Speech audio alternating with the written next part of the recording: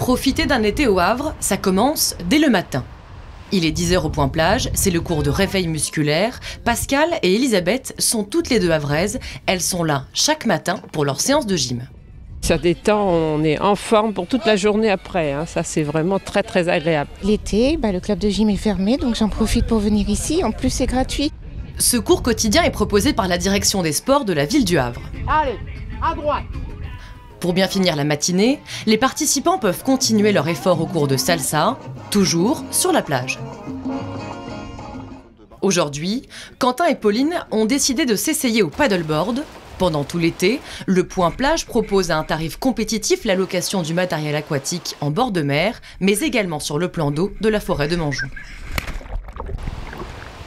C'était pas mal. Compliqué à tenir debout, mais pas mal. À refaire, bien sûr. Avec plaisir.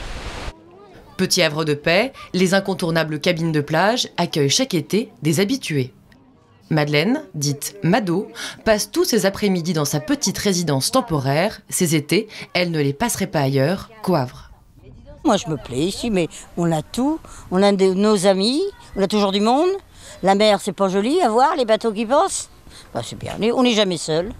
L'été se passe également au musée du Havre. Pas moins de 8 expositions sont à découvrir, comme celle gratuite du Muséum d'histoire naturelle sur les jets d'eau et les méduses. C'est avant tout une exposition familiale qui aussi nous permet d'accueillir du jeune public lors d'ateliers. On accueille aussi énormément de scolaires et de centres de loisirs. Le musée d'art moderne André Malraux propose lui l'exposition Lumière du Nord, Lumière du Sud. 130 œuvres de Nicolas de Staël sont exposées. Un quart de la présentation est inédit ou n'a jamais été exposé en Europe. Tout l'été, les bibliothèques municipales du Havre proposent 2 rendez-vous par jour dans 2 lieux différents. C'est l'opération Lire à l'air libre. On vient avec le cyclo-cargo, une malle de livres, du petit matériel pour proposer des lectures à tous les enfants. On leur propose des lectures, des jeux, un moment convivial dans les parcs. De nombreux événements ont rythmé l'été. En juin et en juillet, le festival Terre d'eau a fait notamment danser les silos du port du Havre. Au cœur de l'été, le Festival des Arts de la Rue des Estivales a attiré 33 000 personnes et les concerts de Mosaïque ont fait danser 38 000 amateurs de musique du monde au jardin suspendu. C'est la fin de la journée au Havre. Élodie a amené ses 2 enfants se détendre sur la plage.